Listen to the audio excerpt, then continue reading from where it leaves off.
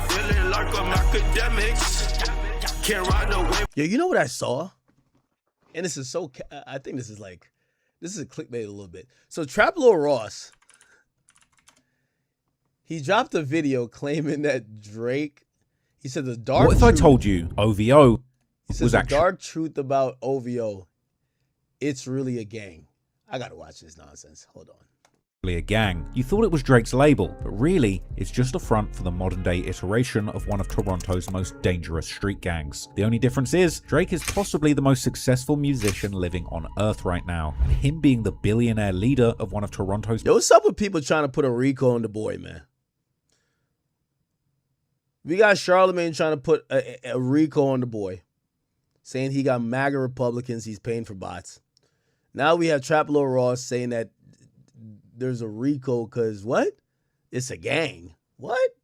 most dangerous gangs is like if Michael Jackson became the leader of the Rollin' 60s Crips. Over on Reddit forums for Toronto gangs, where they post pictures of famous gangsters and their affiliations, they also show Drake with some of the most notorious gangsters turned rappers in all of Toronto. Presser, affiliated with the Cruise 3L and BFR, while the image also includes members of a gang known as G-Way. Two notorious members known as Gilla and Preem are right there with Drake. And this post listing everyone's gang affiliations also lists Drake as a member of the G-Way gang too. But posts like these are just the tip of the Iceman iceberg. And before you say I'm capping, Drake has pretty much laid out all of his gang affiliations openly to the public in numerous songs. In track after track, he pretty much admits to being a real-life mob boss. And this includes his newest album, Iceman, where he's included songs like Plot Twist, which are basically entirely made up of Drake boasting about his position as the leader of this gang. He even starts that song out hinting at exactly what this video is about, assuring the listener that OVO is just a label, going on to reflect on how by the grace of God, instead of being in the streets and ending up in front of racist judges, just trying to move so racist, we gotta go beat some cases before we show faces. And all I do is shut down stages. My face never ages. I must be in God. Yeah, that song is fire. He can now make billions from music and performing. And he then goes on to reveal to everyone that this is all actually just a cover, going on to claim himself that OVO is actually a gang, even ending the song with a skit from Bender Don, who says that the OVO necklace he got from Drake is a symbol of their membership to the same gang. Drake also brags on that song Plot Twist about how he's trying to stay laid back because— Wait, chat, am I in the gang too? Wait, chat, am I in the gang too? Am I in the gang too? Yo, what? Oh shit. Oh shit. I'm cop. No, that's Chubbs. That's Chubbs. Yo, when I see Chubbs, do I call him big homie or do you call me big homie? Like, how does this work? I need to know the hierarchy. All right, let's go. He knows he's got hot-headed crash outs all around him who want to get revenge after the humiliation caused by Kendrick Lamar's Not Like Us. Drake raps Free T in reference to Tory Lanez, the Canadian rapper jailed for shooting Megan Thee Stallion, but then he goes on to say Free Greasy. This is a reference to an infamous former leader of the G-Way gang, and later in the song, Drake even raps that if you don't know the G-Way gang handshake, then he simply can't trust you. The boasting about his gang ties culminates in the hook of the song, which seems to— Alright, let's go learn about the G-Way gang handshake, chat. When the game was my favorite rapper, chat, I used to go online and type in how to do the blood sign. You know when to do all this shit? I used to go Google that shit. That's a fact. How to do the G-Way gang sign. What the fuck? Oh, maybe it's not that popular. This is Crips and Blood stuff. To be a smart way of Drake confirming to the whole world that OVO is indeed a gang. Drake raps about how someone is looking at him, twisting up their fingers, throwing up gang signs, essentially gangbanging on Drake, and I think this is basically a metaphorical reference to the beef with Kendrick Lamar and his ties to the blood gangs of Compton. Throwing up gang signs or twisting your fingers up is how gangs show their allegiances all over the world, from LA to Toronto. In fact, I've witnessed the gangbanging habits of Kendrick's actual set in Compton with my own eyes during a controversial hood vlog that I did in Kendrick's hood that ended up getting taken down after I got pressed by his top lieutenant, Hitter J3. Drake would clap back at these bloods making hand signs at him, saying that the gang symbols they're twisting up he's never seen before, he doesn't know what they mean or respect them, before rapping that he's throwing gang signs back at them since they're gangbanging on him, explaining which signs he's throwing up, starting with the 6 representing the entire Toronto, before rapping how he's twisting the R, this being a tribute to another G-Way affiliated Toronto gang set known as Reps Up, a street clique that was allegedly formed by OVO's veteran members, who Drake also shouts out in the song, these two being Style Miles, and another person called P, aka Preem or P Rain. In fact, if Wait, hold on, man. Like, I feel like I just missed this chapter. Yo, chat, I swear when Drake gave me the chain, he never gave me the manual. Like, he gave me the, like, yo, it's like he gave me the chain, like, yo, long overdue. You know, you OVO now. I'm like, oh, shit, fire. That's, hold on. I'm like, it's fire. He never gave me the manual. Like, yo, chat, he gave me the chain, and then he dropped the video, and I'm like, yo, I'm supposed to know all the mans them in the video, because next video I'm in there. Like, yo, what video is it?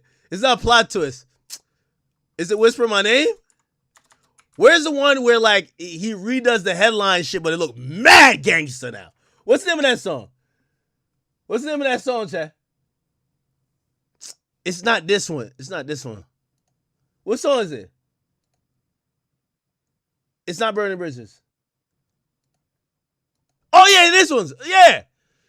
So I ain't gonna lie. When we got to this part, I'm like, yo, Drake got to give me, like, the OVO yearbook.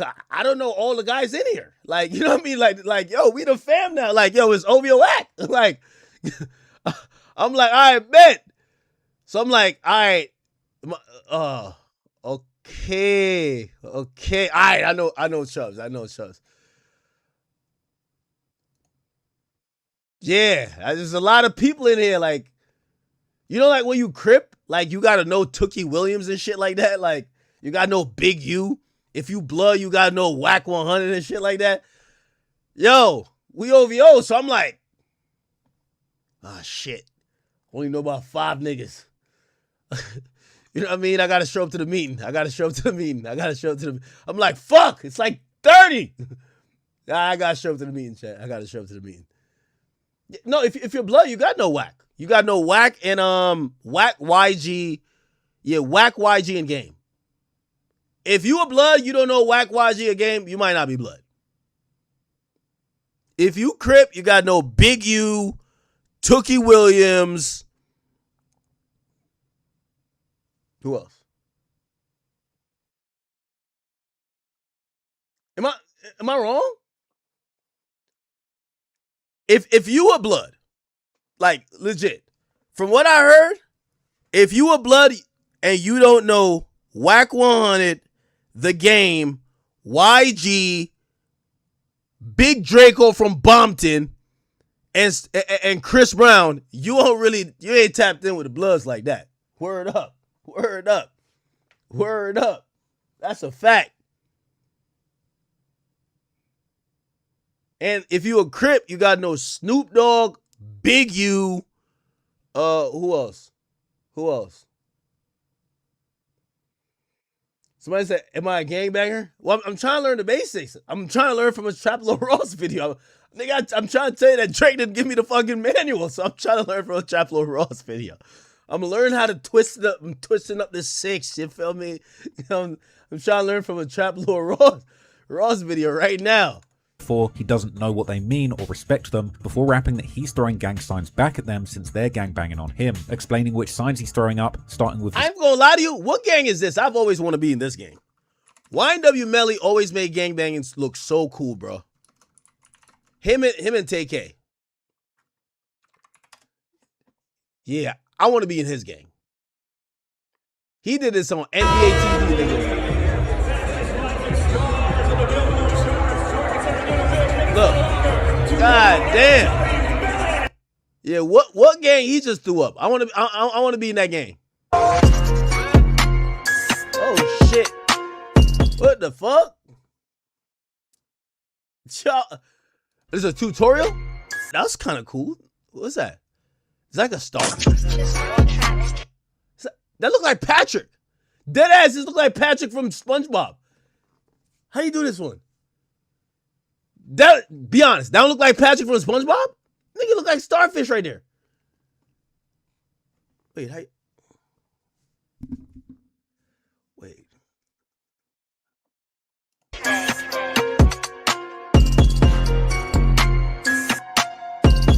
So my bookmarks. I gotta practice this off stream. What gang did he throw up though, chat? What gang is this? What gang is that? What gang is that, Jack? This is crazy. Who else always throws some good gang signs? Melly throws some. No, TK be stacking. Yeah, TK was a legendary stacker. He has a stacking video, dead ass. Oh, look at this one. Bitch trying to get wife, but my dick, she can't get up. Smoke up out of thought. If you want it, we could get up. Whoa, what was that? Locked out on the boot. Want it. It's like magic. If you want it, we could get. What? If you want it, we could get up. Locked out on the boot, but let's take it have to get. Oh, shit. Yeah, King Von never had no cool shit. All he kept doing was dropping the rakes. Like, he never did no cool shit with his gang signs. He was mad simple with his gang signs. Take it now, bro. Gang, you know you walk on your dick. Fuck, nigga. Talk this. My nigga, I swear to God. Listen, on my mama, bro. Now, I've seen Young Thug do some shit, too. This is when Young Thug was, like, ordering murders on Cleveland Ave. Oh, yeah, right here. Paddocks on paddocks on paddocks. Yeah. Oh, okay. Ran up a check. Yeah, I ain't gonna lie, we need Rotten Teeth Thug back. That's the problem. Young Thug got perfect veneers now. Yo, Thug, catch a couple cavities, nigga. If you're not gonna kill a couple niggas, catch a couple cavities. You'll be right back. You'll be right back, bro. We'll even forget all the telling. When you had all the cavities and bad teeth, nigga, when you had halitosis, you were on fire as a rapper.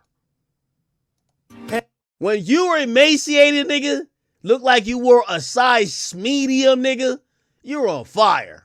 Paddocks on paddocks on paddocks. Oh, okay. Ran up a check and I'm fucking the baddies. Oh, damn. What the fuck did he just throw up? Is that West Side? Okay. Ran up a check and I'm fucking the baddies. Drop out the coupe and don't leave me no daddy. RP Hugh, if he like my daddy. Pause. Paddocks on paddocks. Oh, yeah, that's gangster. That's gangster. Oh, this was.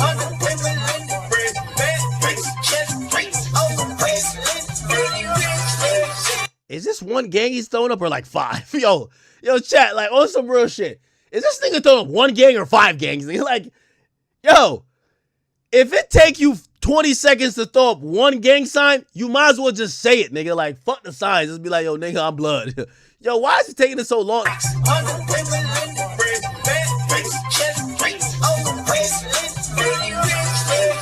Yo, bruh. This is like sign language, nigga. Is this like sign language for like, yo, bro, why it take so long for him to throw up his gang? Let me stop playing. This was when Thug used to kick it with killers. Now the judge got him kicking it with retarded niggas like Lil Baby. Why is a Woody probably in the back of this video right here? Somewhere, somehow, huh? Fuck. Oh yeah, I remember when Young Thug ran into Sauce Walker? Look, and they start banging on each other low key. Hey, it's so good to hear, though.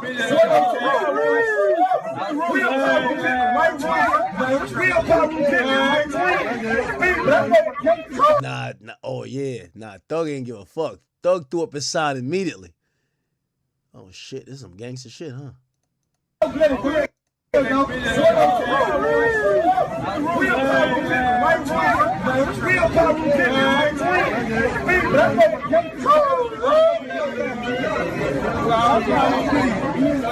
shit. Okay. Damn. Did I click over that video?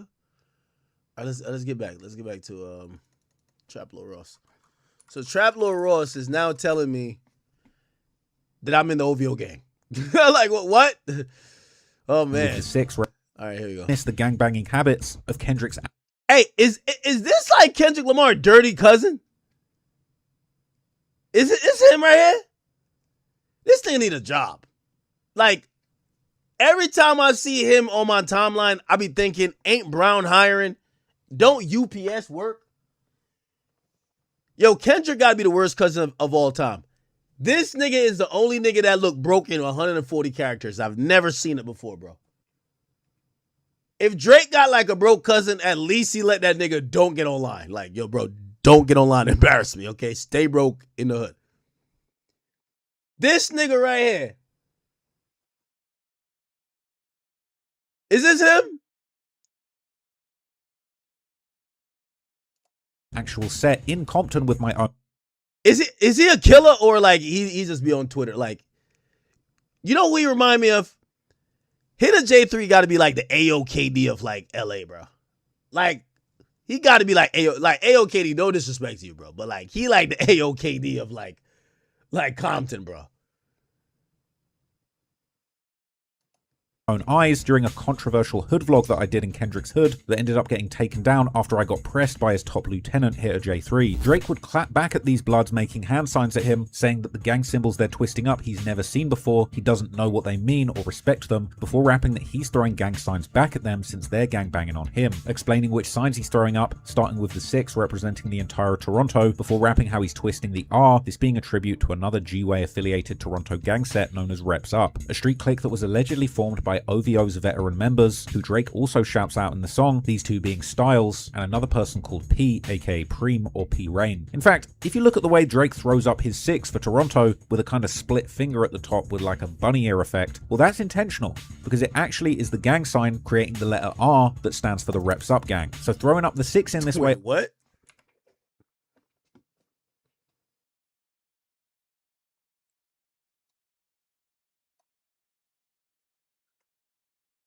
How do you see an R?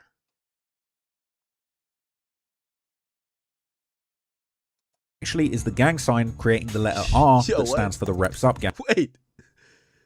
This is the R? Yo, what?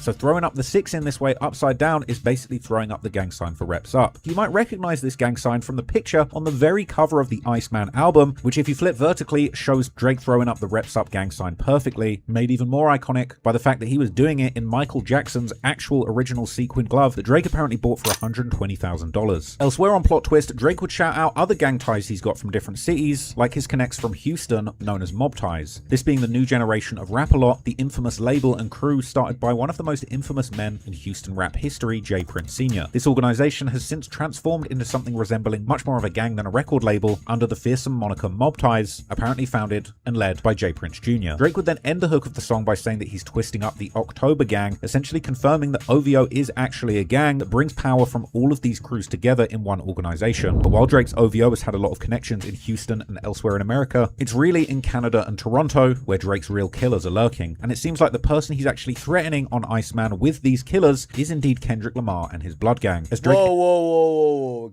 Drake is not threatening nobody. That nigga's just popping his shit, man. He know how to rap.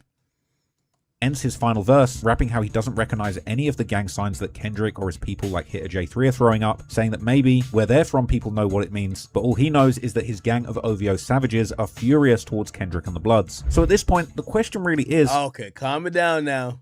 Calm it down. Yo, the Trap Lord Raw's trying to put OVO gang versus the entire Blood gang? What the fuck? Nigga, you know how many Bloods there are in America? Nigga. How on earth did Drake end up surrounded by so many dangerous people tied to these vicious gangs like G-Way and Reps Up in the first place, and why is he snitching on them and himself on a #1 album? Well, to answer that, in this video, I'm going to rewind the clock and take a look back at the violent and dark history of the streets of Toronto, the true story behind the gangs that Drake claims, and the very sad reality of life in the streets for the gangsters that bang G-Way. Content warning. This video is about a sensitive topic involving loss of life. We've removed any graphic content to comply with YouTube's guidelines. We aim to provide informative, factual journalism on a tragic event in the public interest that does not dismiss its seriousness. All clips are used under the doctrine of fair use for news reporting and analysis. Some points made in this video are opinions and theories. I am not responsible for third-party information. If you want to watch my videos uncut and extended, go to patreon.com/traplawross, where you can get those for just $2. Also, you can now watch my new drops on on Spotify, so go search me there. Here's the video. On the evening of July 16, 2012, more than 200 people had gathered at a block party that started earlier in the day as a children's barbecue. The summer was at its peak and everyone was enjoying themselves until suddenly gunshots rang out in the evening air. Within seconds, the celebration turned into chaos as terrified partygoers scattered in every direction, desperately trying to escape the hail of bullets. By the time the gunfire stopped, 2 innocent people were dead and more than 20 others had been wounded, as Toronto was left reeling from one of the worst mass shootings in the city's history. The massacre would dominate headlines across the country, with politicians, police, and the public all demanding answers. How had a neighborhood block party turned into a bloodbath? Well, to understand that, we need to go way, way back, because while the Danzig Street shooting shocked much of Canada, for those familiar with the history of gangs in Toronto's East End, it was only the latest chapter in a conflict that had been brewing for years. This being a conflict involving one of Toronto's most notorious street gangs, Drake's gang, the G-Way, or what the media would begin to call the Galloway Boys. Long before this gang's name would be claimed and shouted out on #1 albums by the world's biggest rap star Drake, the early history of the G-Way would be closely tied to a high Why do they keep saying Drake's in that gang? Nigga, Drake is OVO. rise in the surrounding townhouses located at the intersection of Galloway Road and Kingston Road in the East End area of Toronto called Scarborough. During the 90s, immigration from Jamaica to Canada increased considerably, bringing with it some unwanted criminal influences such as the infamous Shower Posse, who had built a fearsome reputation both in Jamaica and the United States. One area where these new criminal influences had strong presence was around the Galloway Road, where at the time a boy named Tyshawn Riley was growing up. Known to his friends as Nitty, he looked up to the gangsters in his neighborhood and eventually started a gang of his own with a group of friends called the Bad Seeds, while also picking up another nickname, one that would ultimately stick, Greasy Money, this becoming the street name he would be known as on the blocks of Scarborough. The Galloway area of the time was largely controlled by a gang that Riley looked up to, known as the Get Mad Crew, led particularly by one prominent figure, Omar Demetrius, better known in the streets as O. So the 90s would go by around Galloway Road without too many major conflicts, as many of the gangsters there were more focused on hustling and making money by selling drugs like crack and weed than shooting up their rivals like they do in places like Chirac. But coming into the 2000s, a major beef begun forming between dealers from Galloway, aka G-Way, and drug dealers from the nearby neighborhood of Malvern, who were attempting to expand their operation to the G-Way area. At this time, the original leader of Galloway, Omar Demetrius, had already fled from Canada after he ended up shooting a man in the leg and arm in 1999, fleeing Canada back to his home country of Jamaica before the police could catch him. So with Demetrius on the run, leadership of the gang fell to his close friend Norris Allen, known in the streets as Bolu, who stepped in to take charge of the G-Way. Unfortunately, Allen wouldn't last long as the gang's leader. On October the 10th, 2002, he parked his black Honda on the front lawn of his family's rented house deep inside the rival territory in Malvern. Sometime later, after saying goodbye to his mother and sister, the 21-year-old climbed back into his car and prepared to leave, but before he could pull away, 3 gunmen suddenly emerged and opened fire, leaving Allen slumped over in the driver's seat as the Honda remained idling in the driveway. The police would immediately declare this killing as gang-related, and according to one of the confidential informants, Allen's killers were 2 members of a gang from Malvern, which had left members of the G-Way furious. This included Riley, who was now just weeks away from his 20th birthday, and determined to retaliate, he took charge of the gang and renamed it the Throwbacks in honor of Allen, the name reflecting their mission to make members of the Malvern crew suffer the same fate as their former leader, with the Throwbacks becoming something like Toronto's equivalent of Chicago's infamous Get Back gang, which emerged within the notorious O-Block gang following the murder of one of their most respected members, T. Roy. So back in the G-Way, it wouldn't take long for the Get Backs to begin, as only weeks later on the 2nd of November, 23-year-old Eric Matissa was found gunned down in Malvern. And while the police struggled to find leads, the assumption was that the murder was related to the feud between gangs from Galway and Malvern. The rivalry continued for 2 years until March 2004, when it reached a breaking point, and at the center of it all was none other than Tyshawn Riley, aka Greasy Money, who allegedly set out to target members of the Malvern gang together with his alleged accomplices. But unfortunately, during this attempted getback, they would open fire on a car that was carrying 2 innocent men, Brenton Charlton and Leonard Bell, who were just unlucky enough to be driving through the Malvern gang territory, with Riley allegedly killing Charlton and seriously wounding Bell. This incident was part of a larger increase in shootings in Scarborough that made Toronto police raise the stakes, calling in the Canadian Feds, aka the RCMP or the Royal Canadian Mounted Police, to assist the investigation. And only a few months later in May, the case would lead to results, as Toronto police would conduct a massive raid, arresting 65 alleged members and affiliates of a gang the media were calling the Malvern Crew. This was followed in October with the arrest and charging of Riley, aka Greasy Money, for the murder and attempted murder of the 2 innocent victims, followed by arrests of over a dozen other G-Way members, or what the media would begin to call the Galloway Boys. The raids were part of what police released called Operation Pathfinder, named after the Nissan Pathfinder that Riley and his accomplices had allegedly used during the shooting of the 2 innocent victims. The Toronto police would even claim that Galloway had planned to target innocent victims on purpose in order to throw off the law enforcement, but while there's no proof if this alleged plan was ever put into motion, the end result would unfortunately end up being the same. The raids and arrests that followed would seemingly disrupt both the Galloway and the so-called Malvern Crew's operation for the time being, and while the court cases against Riley and his 2 alleged accomplices, Philip Atkins and Jason Wisdom, would last the rest of the 2000s until 2009, when all 3 men were eventually found guilty for the murder of Brenton Charlton, and these would become the first convictions in Canada of a murder committed for the benefit of a criminal street gang. Meanwhile, Riley was still reportedly also facing charges for 2 murders, while Toronto police had actually alleged that he had been involved in as many as 4 more murders. As the 2010s begun, the Galloway's legacy would be immortalized in print when author and reporter Betsy Powell released a book called The Bad Seeds, the true story of Toronto's Galloway Boys street gang. Riley, on the other hand, would remain in the news as he began dropping music from prison by rapping through the jail phone under the artist name Greasy Money, and despite the dire situation he was in, he was still dropping bars from prison and rapping like he was still on the streets about things like selling coke. But funnily enough, when he was dropping, this was around the same time that Drake was releasing his debut album Thank Me Later, and only 4 years later, Drake would be heard shouting out Greasy Money and calling for his freedom on the song Schemin' Up with the rapper OVO Brian, signaling at this point that Drake was seemingly already affiliated with the Galloway gang. But Riley, aka Greasy Money, was far from getting released, and the following year, after starting his rap career behind bars, he was found guilty for his role in yet another shooting in the Malvern Crew's territory that wounded 2 people. Fortunately, no one was killed in that incident, but throughout this period, newspapers would identify him as the leader of the Galloway Boys gang. Years later, Riley would give an interview from prison to the Toronto-based We Love Hip Hop Network YouTube channel, addressing the name the Galloway Boys, which he claimed no one within the gang had ever actually called themselves. He would also argue that there was nothing organized about the crimes they were committing, with every man taking decisions and doing it for themselves. Now, from what I was watching in an interview, right, you say that that term, the Galloway Boys, is like a term that was brought up by the media, or like putting you guys as organized crime. Was that like a media thing? Yeah, that's a media thing. First of all, no one calls yourself Galloway Boys. Mm-hmm. And first and foremost, overall, it was not organized. There's no organized crime. Everybody does their own thing. We were criminals living a criminal lifestyle. There's no kickback to no pot. There's no, hey, let's gotta do this. There's none of that stuff. Yeah. Organized crime. I was 21 when I came to jail. So 21, they're saying I'm a boss of a criminal organization. Come on, man. There's no organization that ever exists in Galloway.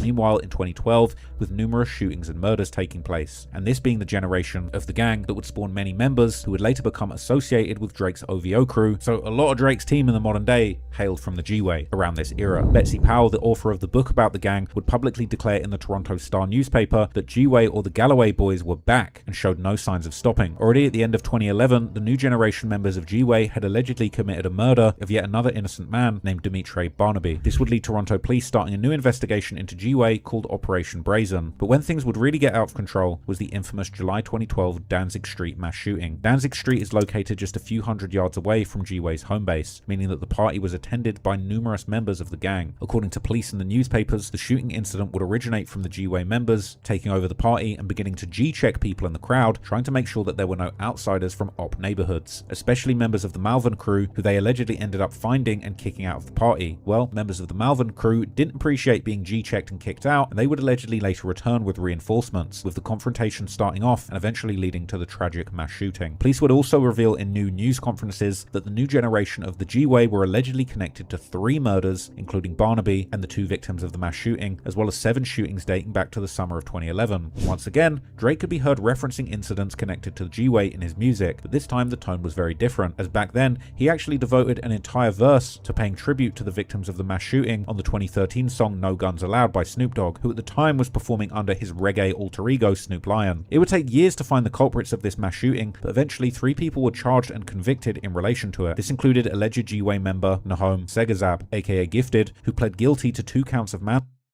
Is he reaching? Is he kind of like around about kind of keeping stuff accurate or no?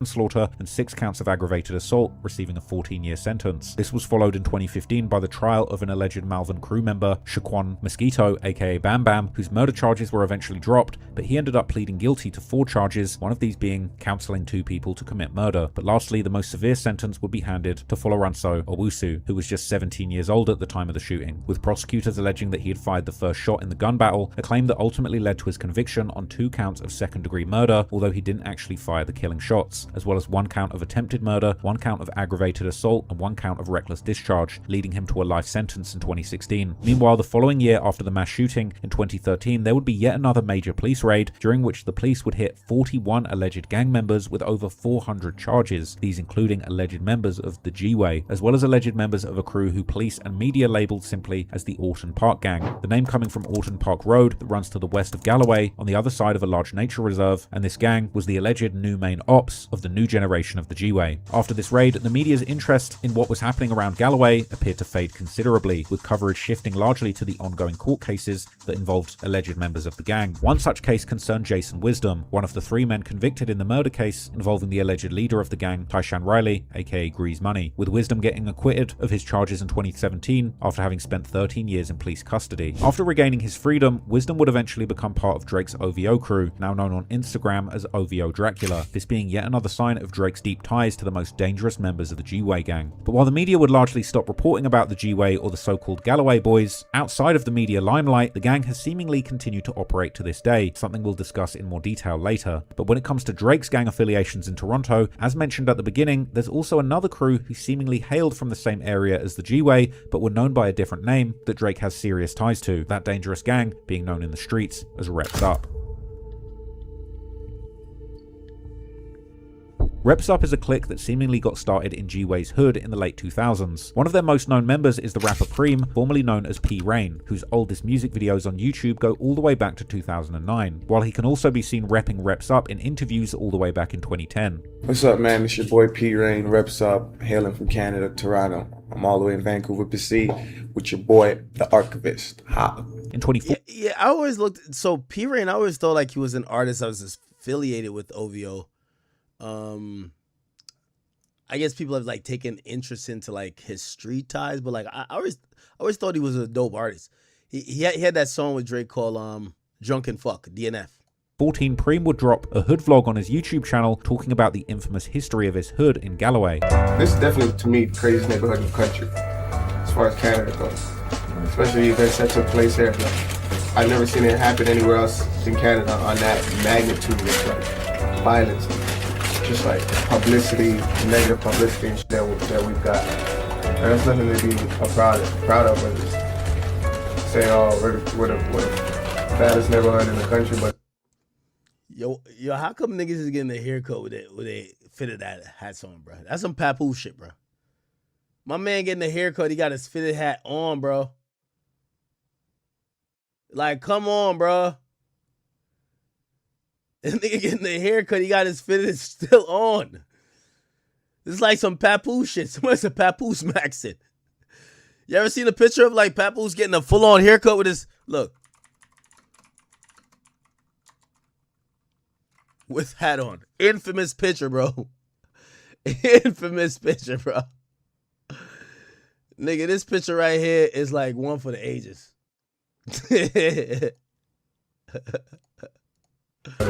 just what it was. As far as you can Google Galloway and see like where we come from, what's happened there, you know? Yo, does the barber be like, yo, all right, I'm just gonna line you up to the hat level or what? Google Galloway and see like where we come from, what's happened there, you know? So many used to stand up there in the nighttime just so that when the police were driving by Kingston Road, you couldn't see them. And they were hustling, looking for the fiends walking by up and down. A lot of prostitutes and fiends just walking up and down this strip right here. Because before they built all these townhouses, there was a lot of motels, a lot of shit that brought a lot of crackheads through, so they used to just stay out here all night and wait for who to walk by and whatever. And if you stood right in there, police really couldn't see you no matter how slow they were going, because all the branches just were like camouflage. So I remember they came through one day and just chopped this whole bitch down. That's why you don't see no branches no more, so that they can see anybody out here. He would explain how the gang scene around Galloway died down from its golden years in the 90s and early 2000s due to a new police station that was built in the area during the mid-2000s. It was always going on outside here. Everybody was always out here hustling, doing what the ever it was, you know. And then it's like when so much are hustling in one little neighborhood, that breeds violence. Violence breeds police. So they built a multi-million-dollar facility around the corner, you know, one of the top police stations in the city, and shut this whole shit down. And this is what happens. You don't see nobody outside.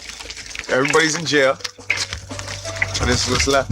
At the time of the vlog, Preem, aka P. Rain, was promoting his mixtape Dear America, the name coming from the fact that he couldn't enter the United States at the time due to his criminal record that included drug and gun charges from his youth. The mixtape included features from many mainstream rappers, including Meek Mill, French Montana, A$AP Rocky, Party Next Door, Waka Flocka Flame, Future, and of course none other than Drake. So this guy clearly was connected. In a 2015 interview, Preem explained how his friendship with Drake came through other mutual friends they shared, and it goes all the way back to when he was still in high school, and Drake was actually an actor in Degrassi, the Canadian teenage drama TV show where Drake first became famous. We met through some mutual friends, from guys that we went to high school with and things like that. I mean, I had a friend that he knew, so we met like before I even knew he was a rapper, when he was still on Degrassi and things like that.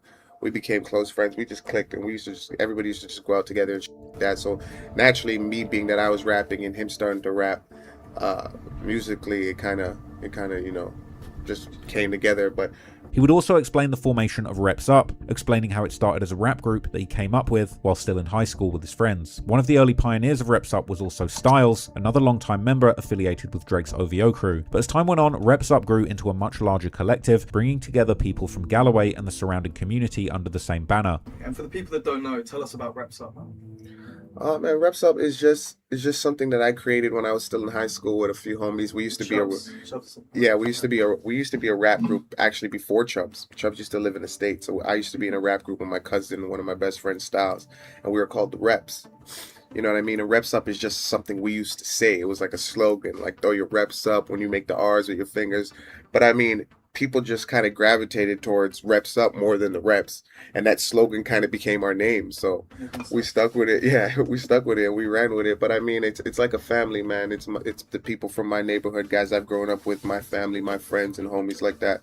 And that's just what it is, Reps Up. Preem would also explain how before OVO, there was a clique called ATF that both Drake and Preem repped in their hometown. ATF was also the name of a blog that was focused on Drake, standing for All Things Fresh, although the initials also happened to match those of America's Bureau of Alcohol, Tobacco, Firearms and Explosives, the federal agency that's heavily involved in investigating gun trafficking and conducting firearm seizures along the US-Canadian border. This double meaning would appear in Drake's 2008 song Ransom, where he rapped that he wasn't gangbanging, but he repped ATF, a line that on the surface referred to their crew, but also carried a second meaning through its association with the federal agency, with Drake adding that unlike the real ATF, you wouldn't catch him wearing a badge. In fact, Drake was even still repping the ATF on his 2010 album Thank Me Later, but it was the Reps Up name that would ultimately stick, with many Reps Up members still belonging to Drake's inner circle and OVO. And while Drake would eventually go all in with the OVO name that he had started around the same time in the late 2000s when his rap career blew up, not all Reps Up members would end up staying loyal to Drake. In 2024, during Drake's lyrical warfare with Kendrick Lamar and other rappers who Drake felt had backstabbed him, Drake would end up shouting out Preem in the song Family Matters. On that track, he would rap that if his shooters are doing TikToks, the realest shooter in his rival gang is P's brother, referring to Preem. This bar would reference Drake's longtime beef with the singer The Weeknd and his XO crew, as Weeknd had said in an earlier song titled All to Myself, which also included Drake's other rivals at the time, Future and the producer Metro Boomin. Weeknd sung how Drake's shooters make TikToks, meaning that they were soft and they couldn't be taken seriously. With Preem's brother, on the other hand, that Drake was referring to is yet another Reps Up member called Gilla, who can actually be seen in the music video for Nav and The Weeknd's 2019 track Price on My Head, where The Weeknd also simultaneously sings about how people on Drake's side would actually ride out for him too. So nowadays, especially among the older crowd, Reps Up, OVO and G-Way are all basically one big family, something that can be seen from this Instagram story by Reps Up member called 9 from Drake's 37th birthday in 2023, where he can be seen rocking a G-Way chain while another Reps Up member Styles rocks an OVO owl chain, and another Reps Up member TV Gucci rocks both OVO OVO and G-Way chains together. As this post shows, this alliance includes numerous members who are in the OVO inner circle, but perhaps nobody is closer to Drake than the man known as Chubbs, or sometimes also Capo, one of the most feared people in Toronto who became known as Drake's head of security. Chubbs is perhaps the most mysterious member of the OVO crew, and he's been very careful to not ever do any interviews or put himself out there publicly too much. But what we do know from interviews of other members, like Preem, Chubbs was seemingly living in America when Preem and his friends were in high school and came up with the Reps Up crew, meaning that his addition to the G-Way gang ties and their associates seemingly took place much later. Man, Reps Up is just something that I created when I was still in high school with a few homies. We used to be a rap group actually before Chubbs. Chubbs used to live in the States, so I used to be in a rap group with my cousin, one of my best friends, Styles. But the main source where we know about Chubbs is actually through Drake's music itself, with Drake mentioning Chubbs countless times in his tracks, often painting a picture of him not only as his head of security, but also as his top shooter, ready for action and crash out missions at any time. Some of the earliest mentions of Chubbs by Drake date back to 2011, back when Drake was already painting him as somebody that was in love with the streets, everything that comes along with it. On the 2013 track The Motion, Drake would highlight their friendship goes way back, while shouting out the east side of I ain't gonna lie, Chubbs is like, I'm trying to see who to compare him to. But one thing I do like about him, I could tell it's like unrelenting loyalty. Unrelenting loyalty. Every time I see him with Drake, he's also playing his role. And that's very rare, because a lot of times when you get that right-hand man, they start dame dashing it. They start thinking they the star. They overtalk. They like love the spotlight. Chubbs don't like none of that. He don't like the spotlight. He plays his role. He's cool enough to where he could kind of like peep what's going on, but he's like a people person enough to know that because he's Drake right-hand man and he's a damn near celebrity too, he does look approachable and shit like that. So I don't know. He's an interesting guy, but I do think it's loyalty that really keeps him close. Toronto, referring likely particularly to Scarborough and more specifically the Galloway Road area, and the mentions would keep on coming while Drake's career was rising to a new level, like following the release of the hugely successful album Views in 2016. On the song 4 PM in Calabasas, which was released later that year, Drake would portray Chubbs as someone always by his side, while the following year on the track No Long Talk, Drake would describe Chubbs as a fixer if he ever needed to fix things. And I'm not sure Drake's talking about using Chubbs as his handyman, if you know what I'm saying. Then in 2018, on the hugely popular track Look Alive, featuring Drake and Blockboy JB, Drake rapped in his feature verse that made the song go viral, this time shouting out Chubbs by his other nickname Capo. Once again, Drake would suggest that Chubbs is someone who is a specialist in street stuff like sliding on the ops. Around this time, Drake would even begin mentioning Chubbs in connection with alleged real-life events, like in the 2018 Behind Bars track that he would do at legendary UK hip-hop platform Link Up TV, where Drake would first mention how he's been with Chubbs through highs and lows, before mentioning how they saw a man last night and he froze out of fear and that there were no cameras present, before mentioning how that was like the one time at Coachella, this allegedly referring to an incident at the 2017 Coachella, where Drake and his crew, including Chubbs, had allegedly had a violent altercation with the rapper Dram and got him thrown out of a private party, after Dram had allegedly confronted Drake about the similarities between his song Cha Cha and Drake's hit song Hotline Bling. In fact, according to someone who was actually there and told me the whole story, no joke, apparently the OVO crew were literally swinging Dram around by his dreads, and Drake was personally throwing hands in the brawl too. Now, these real-life references would continue in 2019 when Drake rapped in the song War about how feds want to tap up and wire his phones, just like Chubbs did Detail. This referring to a lawsuit that producer Detail would file against Drake, claiming that Chubbs had actually beaten him up on Drake's orders, sending him to the hospital with a broken jaw that probably had to get wired, along with other injuries that required several surgeries. However, this lawsuit was later suspiciously thrown out by the judge because Detail failed to appear at the final status conference. Now, the following year in 2020, as the COVID pandemic kept everyone inside, Drake would release the first single from his upcoming project Dark Lane demo tapes, titled 2C Slide. The song was low-key like a party song that was also a metaphor for street stuff, with Drake singing on a song that he's made a commercial dance track, but is low-key really about street activity. The music video for the song would show Drake walking alone around his enormous Toronto mansion while dressed up in a Nike ski mask, all while rapping about how he and his crew will do crimes by themselves if other people are moving shaky, and he would even say that if he's moving too shaky to shoot, then Chubbs will be the one who finishes the mission by himself. Once again painting Chubbs as his #1 goon who is not afraid of doing anything that Drake is too shaky to pull off. The same sentiment was actually echoed in the 2021 song The Remorse, where Drake paid his respects to Chubbs, rapping how he had pulled up to him every time that he needed him. While in the 2022 song Churchill Downs by Jack Harlow, Drake would rap in his feature verse, a clever wordplay, first saying how people like to test them, like they know what they're on, while Chubbs got the magazine cover like Rolling Stone. A metaphor meaning that Chubbs has got the magazine of his weapon concealed, but he is ready to show it off and shoot if someone really decides to try OVO. In 2024, while Drake was having his back-to-back diss track war with Kendrick Lamar, even Kendrick would mention Chubbs' reputation as Drake's shooter, rapping in the song Euphoria how he likes the singing Drake, not the Drake that tries to act tough, and that Drake is going to make Kendrick bring Puff back, meaning Puff Daddy or Diddy, this allegedly being a reference to an incident where Diddy had actually slapped Drake all the way back in 2014 at DJ Khaled's birthday bash. And if you want a full breakdown of that, it's on my channel from years ago. Kendrick would go on to say, let's see if Chubbs really crashes out for Drake, like he keeps implying in his songs. So clearly all of these mentions of Chubbs as Drake's main muscle and shooter and goon have made him a popular topic of speculation on platforms like Reddit, where people still debate just how deep in the streets he truly was. But Chubbs is not the only alleged demon in Drake's camp. Another commonly mentioned member with a very, very dark reputation is Baka, aka Baka Not Nice, who also was part of Drake's security team and has ties to the G-Way and reps up.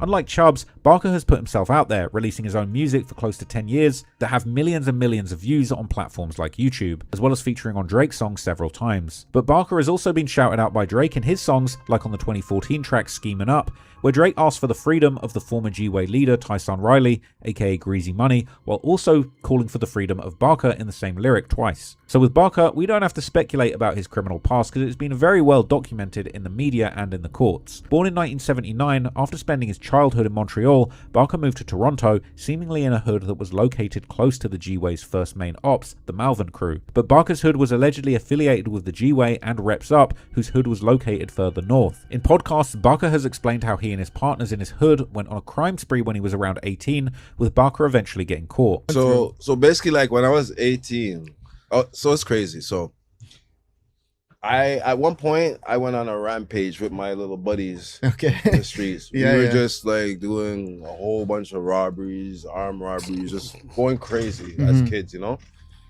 And anyways, long story short, I ended up getting caught. Okay.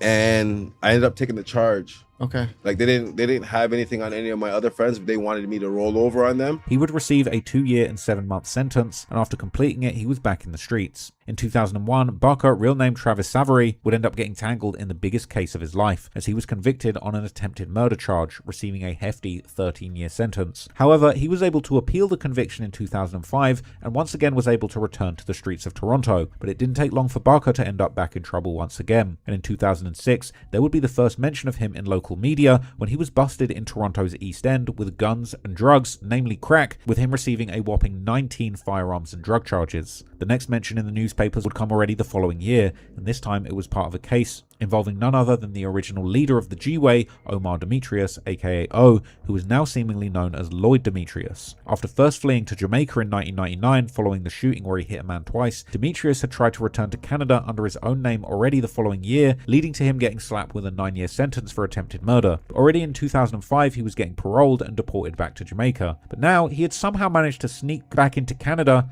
but again he was captured after a 2007 shooting incident where Baka was also one of the men charged. But Baka's most controversial case would take place in 2014, embarrassingly when he was already part of Drake's security team. In June of that year, he was arrested and charged with multiple prostitution and trafficking related offences, which had involved a 22-year-old woman whom prosecutors alleged that he had forced into prostitution.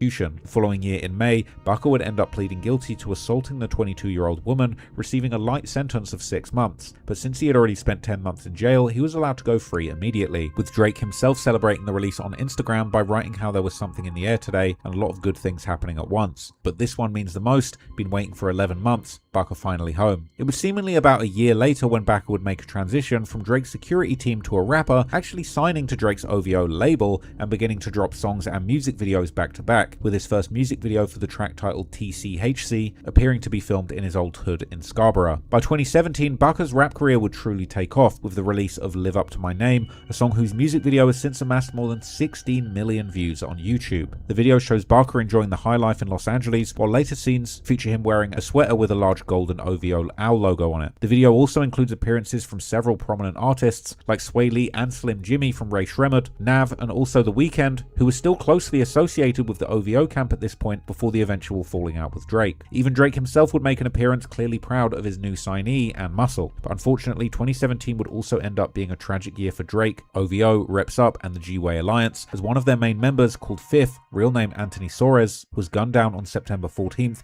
in what appeared to be a targeted assassination. Afterwards, Drake would post a heartfelt tribute to Fifth on Instagram, saying, "RIP to one of our family members, our brother. I still can't even believe this morning was real. It was an honor to have shared years together, and I will always keep your memory alive forever, Fifth." Drake would also serve as a pallbearer at Fifth's funeral 2 weeks later, showing that there was indeed a genuine connection between these two, and Drake actually was clearly close enough to Fifth to attend his funeral.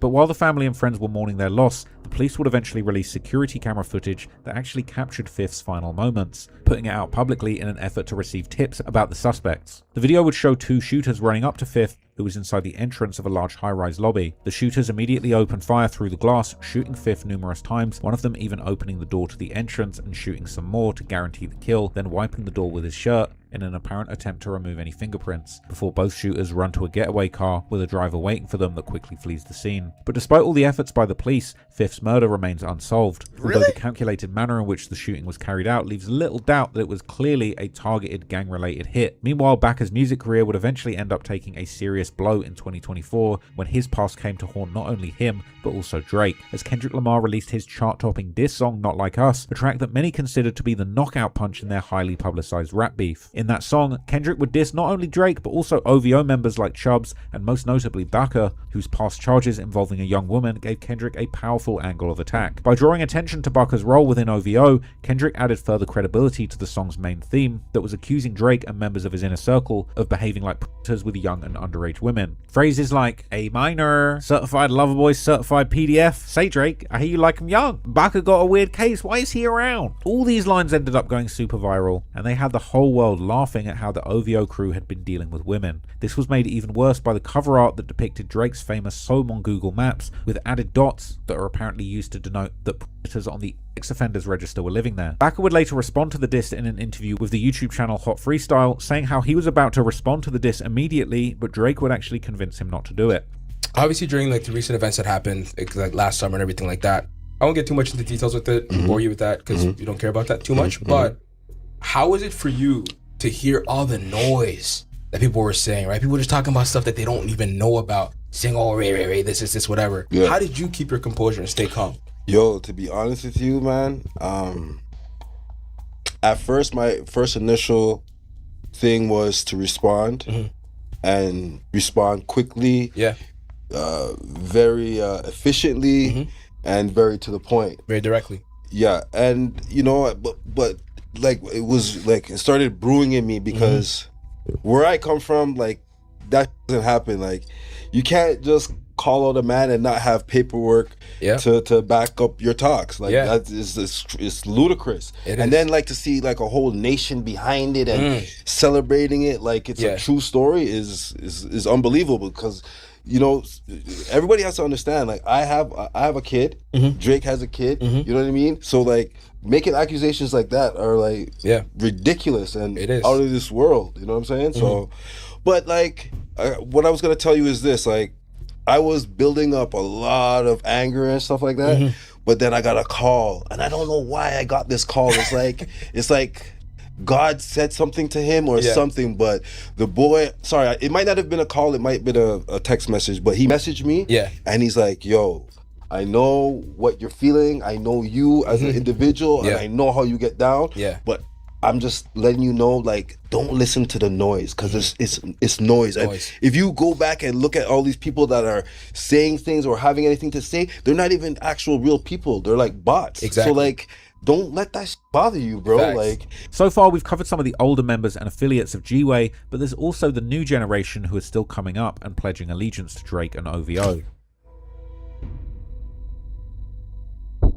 One of the most known members of the new generation of G-Way is the rapper Lil C, who can be seen in his music videos hanging out in front of the high-rise where the G-Way gang originated from on the corner of Galloway and Kingston Roads, as well as in other housing developments controlled by the gang, like the Innisfree Housing Cooperative, located on the other side of Kingston Road. His music videos also feature other signs of the gang's presence still in the area, such as G-Way tags on the wall. Now, much like the UK drill scene, which has arguably influenced the Toronto scene more in recent years than the American... Alright, this shit almost done, don't worry.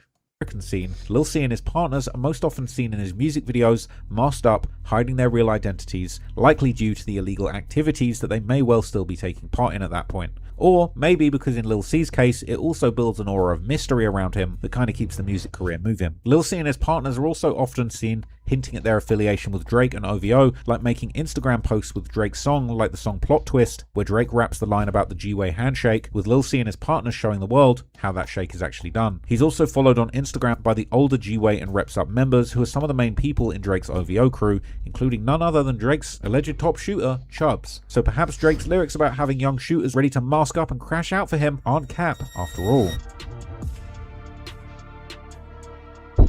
So knowing the history of groups like G-Way and Reps Up, as well as their affiliations with Drake and his OVO camp, the question still remains. Alright, man. OVO is a musical movement. That's about it, bro. But compelling content. Shout out to Trap Lord Ross. Damn, I hate to go back to back on y'all. Pause. Okay.